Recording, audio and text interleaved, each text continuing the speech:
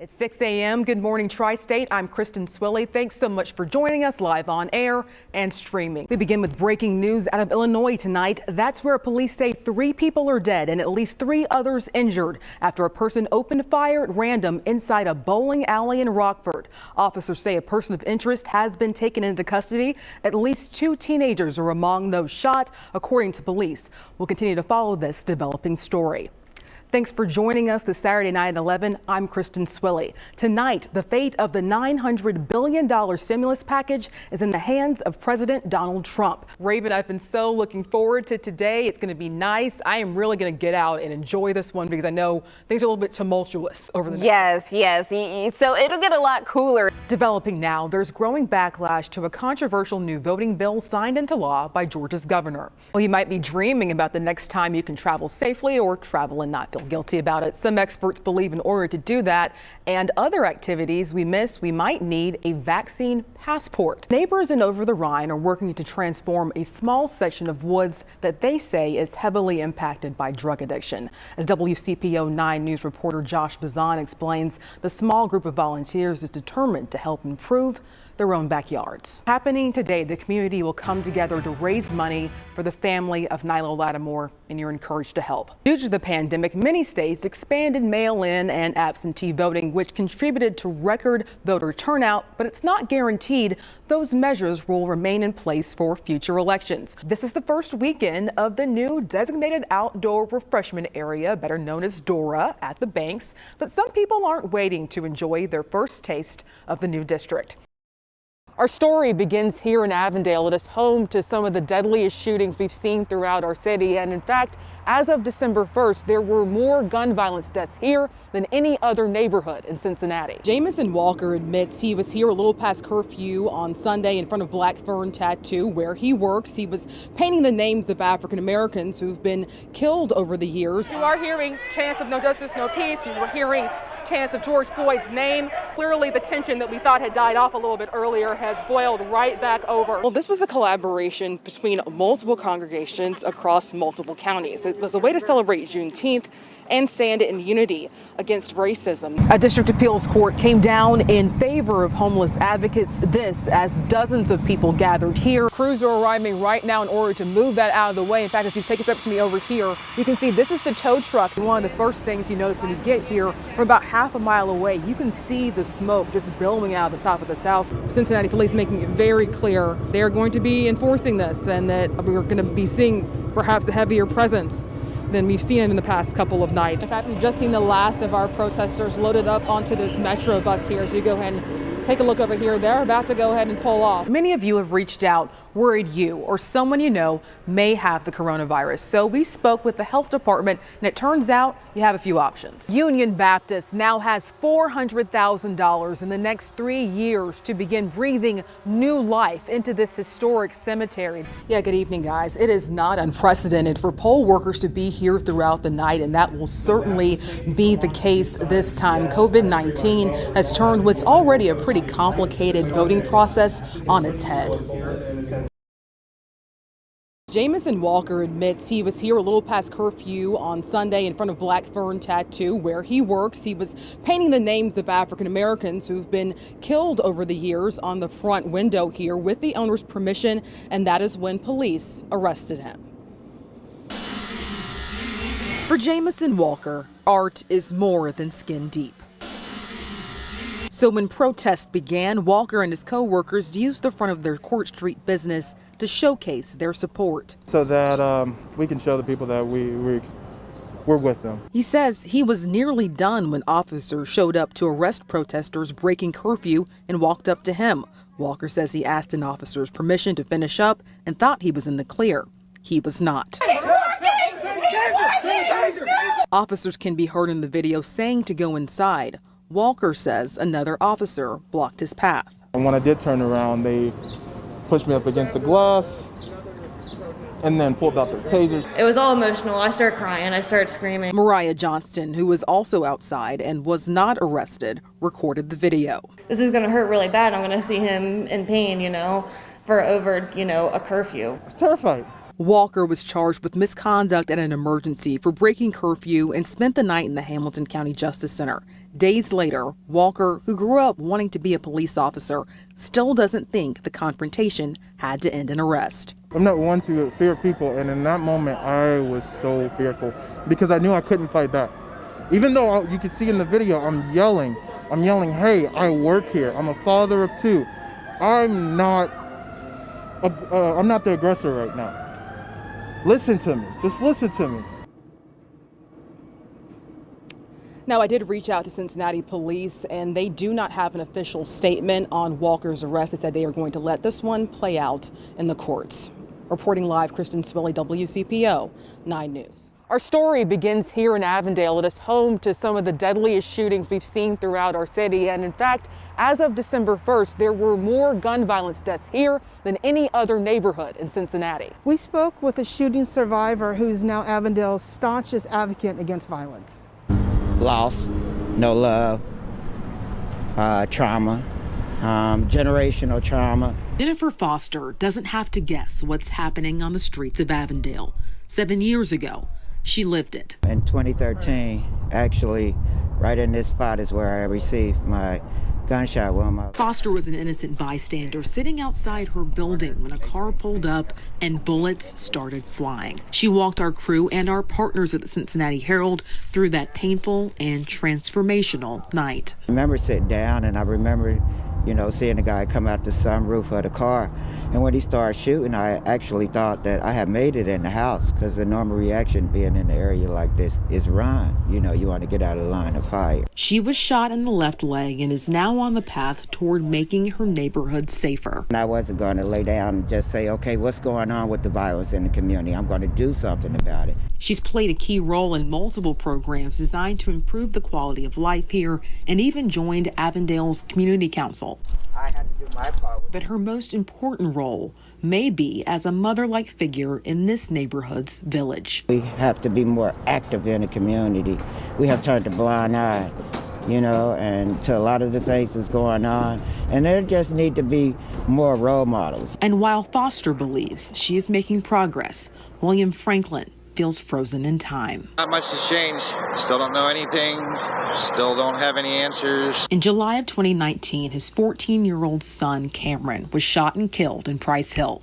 No arrest has been made. Apparently everybody doesn't know nothing and wasn't there. And, that's the aggravating part. In the year and a half since Cameron's death, Franklin has worked with local activists on a plan to address the uptick in shootings, one that includes more funding for things like after-school programs.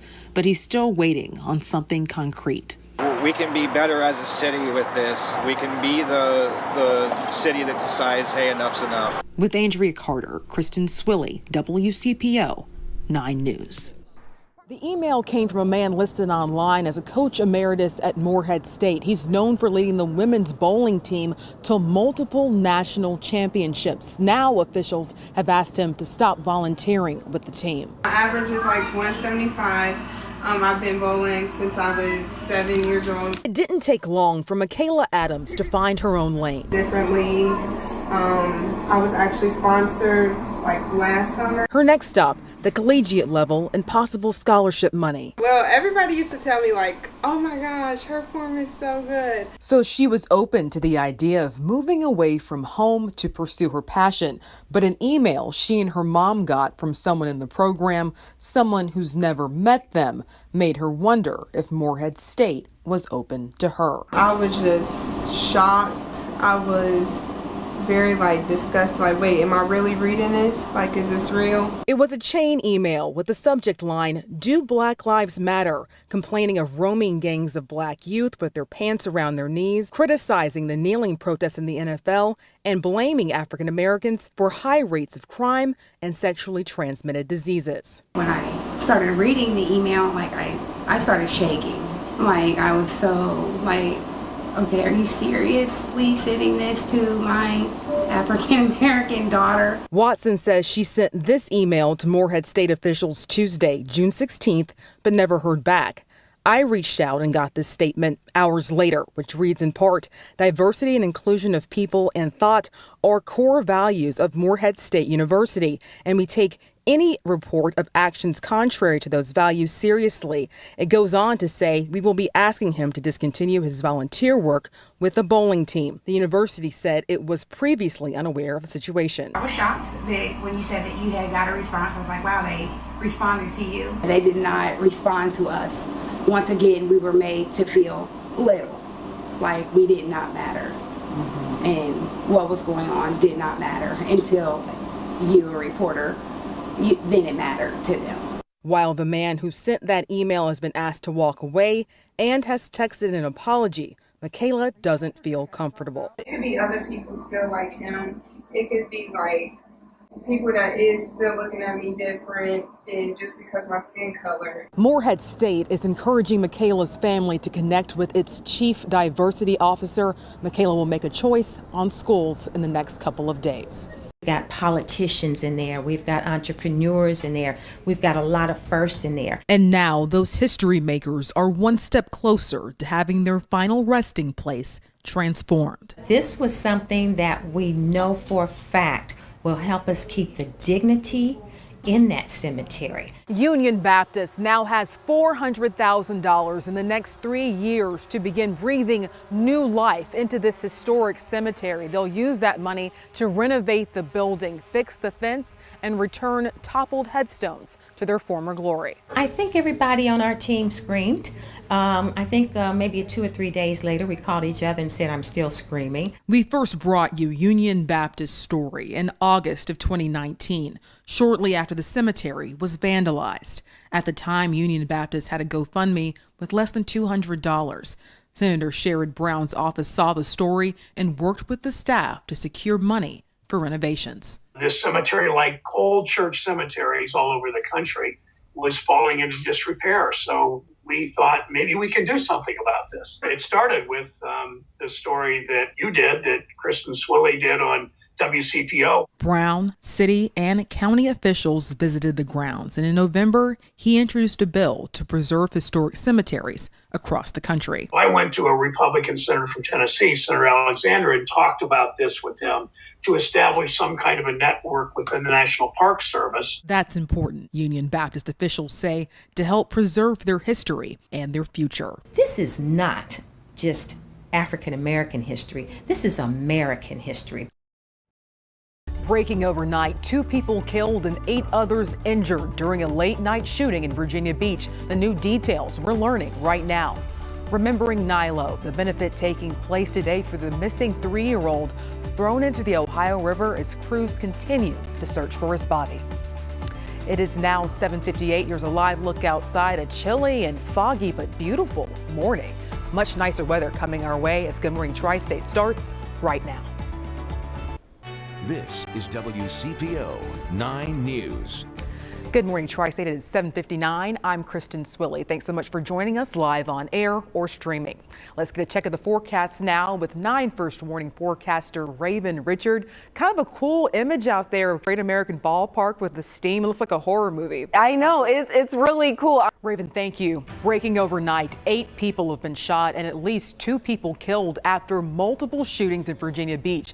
Police arrived to this first scene to find 8 victims. While they were investigating there, more shots were fired nearby. Police Chief Paul Newdigate, who you may remember worked as an assistant chief with Cincinnati Police for years, says an officer confronted a suspect and shot and killed them. A Virginia Beach police officer was also injured after being hit by a car. There is no word yet on a motive or the victim's conditions. Happening today, the community will come together to raise money for the family of Nilo Lattimore, and you're encouraged to help. The 3-year-old has been missing since December. Police say Deshaun Brown threw him into the Ohio River while he was still alive, and that's after killing his mother, Nitisha. Crews are expected to keep searching the river for his body. The money raised today will go toward Nilo's celebration of life and funeral, as well as a headstone. Today's fundraiser is happening at Stoney's Pub and Grill along Carthage Avenue in Norwood from 2 p.m. to 6 p.m. The public is invited to attend. Funeral services will be held this morning for a trailblazer with the Kentucky State Police. Sandra Soniker Taylor will be laid to rest at Vine Street Hill Cemetery in Clifton starting at 11:30 a.m. She grew up in Covington and became the first ever female trooper with KSP back in 1977. Officials say she passed away recently after an extended battle with multiple sclerosis. Also happening today, it's a gardening give back. Give Back Cincinnati is teaming up with John P. Parker Elementary School to rebuild their school garden. WCPO 9 News reporter Jasmine Miner live now to explain how the day is teaching kids to eat healthy and what this means for the community. Good morning, Jasmine. Thank you. It's Community Action Day at Xavier University for students, faculty, and staff. Organizers say it's an opportunity to step off campus to learn from, grow with, and serve communities in need. Students will start their Community Action Day at 9 this morning at the Xavier Yard and then work with several organizations and neighborhoods throughout the day. The day of service wraps up around 1. Cincinnati Metro is hosting a virtual hiring fair today as it prepares to expand routes and offer faster service. Metro says it's looking for 24 new bus drivers. Those positions start at $16 an hour and can go up to $27 an hour. Now, you do not need a commercial driver's license, and health, dental, and retirement benefits are included. If you're hired and complete the probationary period before May 31st, you'll receive a $1,000 bonus. You can learn more and register online at go-metro.com/careers. This morning, engineers in Butler County are assessing the damage to the largest indoor sports complex in North America. Officials say strong winds yesterday damaged steel beams at the Spooky Nook complex in Hamilton. The owner says they'll conduct an analysis over the next few days on how this will impact the project. Engineers and insurance officials are expected to come out next week. This is the first weekend of the new designated outdoor refreshment area, better known as DORA, at the Banks, but some people aren't waiting to enjoy their first taste of the new district. It officially opened on Thursday. The 85-acre space stretches from Paul Brown Stadium to the Heritage Bank Arena. One woman we spoke to says she thinks this is a great concept. One important thing to note, there is no BYOB. Drinks have to be poured into a specifically marked cup by one of the participating venues. The DORA is open from 11 a.m. until 1 a.m. each day. You'll find something new too at Arnold's Bar and Grill in downtown Cincinnati. Take a look. This is video of the bar's streetery. It's an elevated patio with picnic tables for outdoor dining along East 8th Street. Arnold's thanked the City of Cincinnati and 3CDC for helping make it happen on its Facebook page. If you're looking for somewhere to cheer on your favorite team still in the big dance, you can check out March Madness on the Levee this weekend. It's taking place at the open air Bridgeview Box Park starting at 2 this afternoon. Both today's and tomorrow's Sweet 16 games will be on, and you can get food and drinks from local restaurants. If you're looking for a team to cheer, Walnut Hills grad Maceo Teague and the Baylor Bears play Villanova at 5:15 this evening. Growing backlash to a controversial voting law, the movie productions and baseball games that may now be staying away from Georgia. Giving a voice to a community feeling left out, the tri-state doctor and COVID-19 researcher taking her experiences to the White House.